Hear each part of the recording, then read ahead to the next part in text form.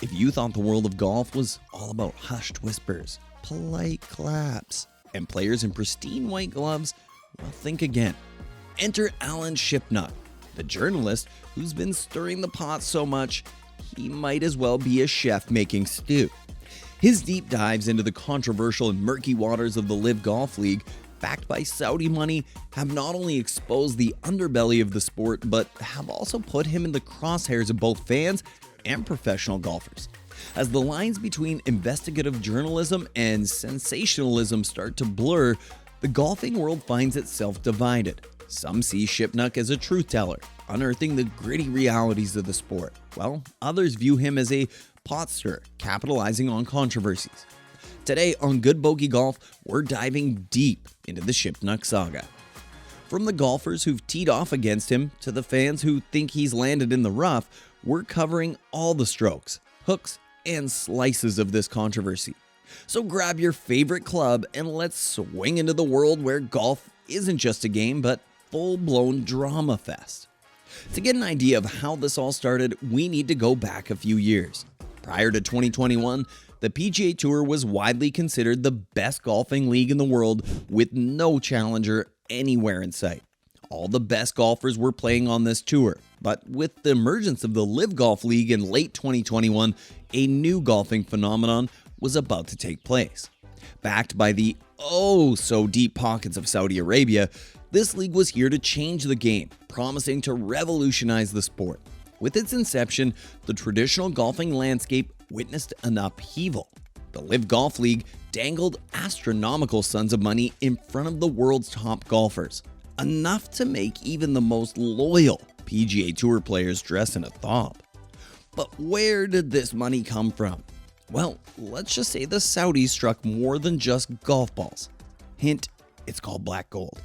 Better yet, Texas tea. But with great money comes, well, a lot of eyebrows raised. The Saudis' track record off the golf course had more than a few players and fans questioning if they should be on the green at all.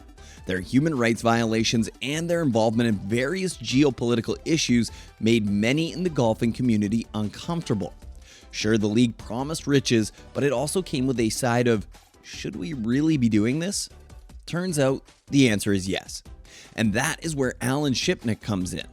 With his spicy investigative journalism, he began to question and dive deep into the reasons these players decided to make the move from the PGA Tour to LIV, one of which was none other than Phil Mickelson.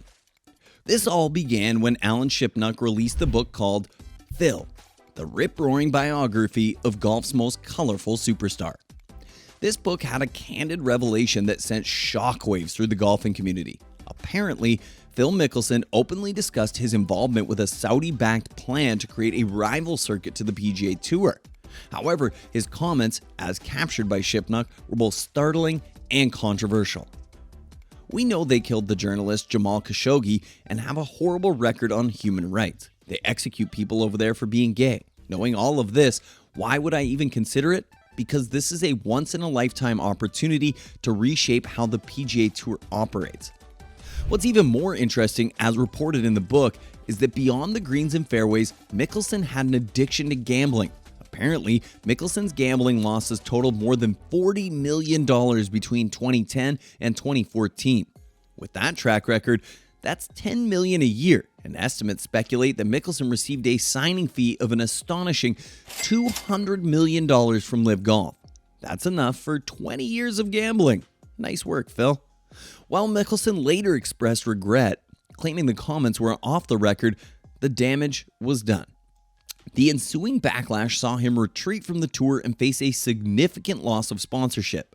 The initial report also led to the rise of Alan Shipnuck and would go on to set the stage for the next few controversial reports, which were reported in the book Liv and Let Die.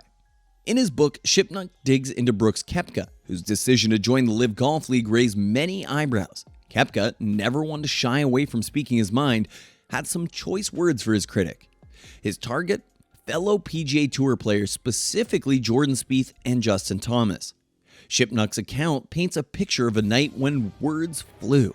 The excerpt reads, "F all of those country club kids who talk S about me," he said, referring to the likes of Justin Thomas, Jordan Spieth, and others. You think I give an F what they think? You think I care what people say about me? I just had 3 surgeries and I'm supposed to turn down $130 million? I grew up with nothing. After signing that contract, the first person I called was my mom. We both cried. His comments, especially those critical of other golfers, added fuel to an already raging fire. Since Brooks had a hard time speaking up for himself this time, his mom stepped in and denied those claims, saying that they never cried together. Go mom! There was also another excerpt from the recent book that raised eyebrows from fans and pro golfers alike. Shipnuck claimed that anonymous Ryder Cup player said, "F Rory, I'm so sick of hearing how he's some kind of hero who is saving golf. He's bought and paid for like everybody else. It's just his money is coming from the other side." So while it didn't detail who this comment came from, it certainly stirred the pot more than some would have liked. Cue in Justin Thomas. Now, if you're enjoying this video, please click that subscribe button for more. Golf for busy people. Okay, now back to the action. As the LIV Golf League's influence grew, the reaction from a golfing world's elite were swift and varied. Justin Thomas, a prominent figure on the PGA Tour, was among the first to voice his discontent. His sharp criticisms were not just directed at the league, but also at Alan Shipnuck. Thomas labeled Shipnuck's writing as garbage, accusing him of sensationalism and attempting to stir the pot. For Thomas, the integrity of the sport and its players was paramount, and he saw Shipnuck's narratives as a threat to that.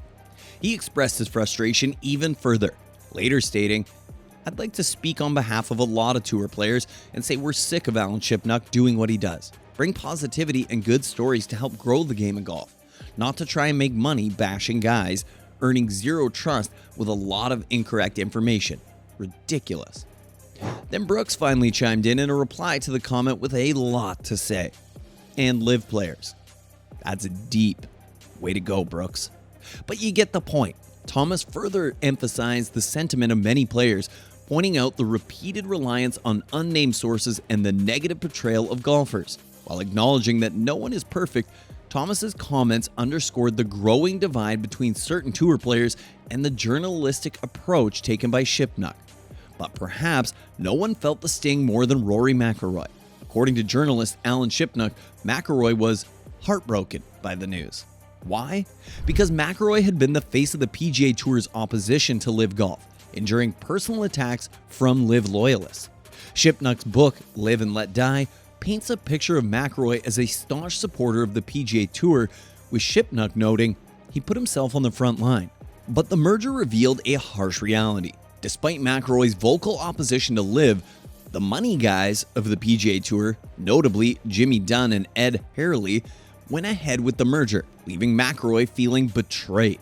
Despite the merger, McIlroy remained steadfast in his disdain for LIV, stating during the RBC Canadian Open, "I still hate LIV. I hope it goes away."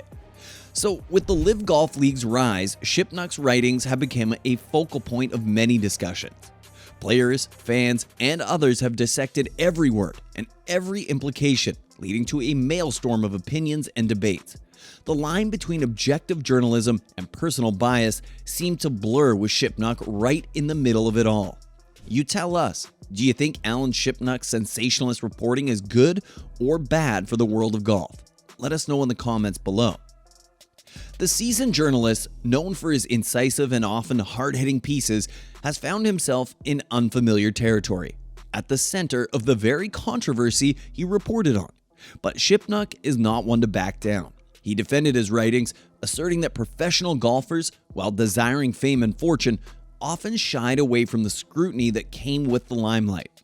In his defense, Shipnuck argued that the world of golf was not accustomed to the kind of investigative journalism he brought to the table. He believed that the sport, for the longest time, had been shielded from the kind of hard truths he was uncovering. His writings, especially the excerpts from his book, were not just sensational headlines. They were a deep dive into the underbelly of professional golf, exposing the plots, deals, and controversies that often remained hidden from public view. While many accuse him of bias and sensationalism, Shipnuck maintains that his work is a reflection of the realities of the sport, warts and all. As the debate rages on, Shipnuck's position is clear. He sees himself as a truth teller, a journalist committed to uncovering the stories that mattered, regardless of the backlash. The players, on the other hand, are voicing their opinions, and one can't help but wonder, where does the sport go from here? And that's another round of Good Bogey Golf. Golf for busy people, where we've got your back, keeping you in the loop no matter how tight your schedule is. Don't forget to swing that like button, share this video with your fellow golf enthusiasts, and subscribe to our channel for quick and easy golf updates. Remember, time may be short, but the game is long. Stay ahead of the curve with Good Bogey Golf. Thanks for watching, keep your eye on the ball, and we'll see you next time.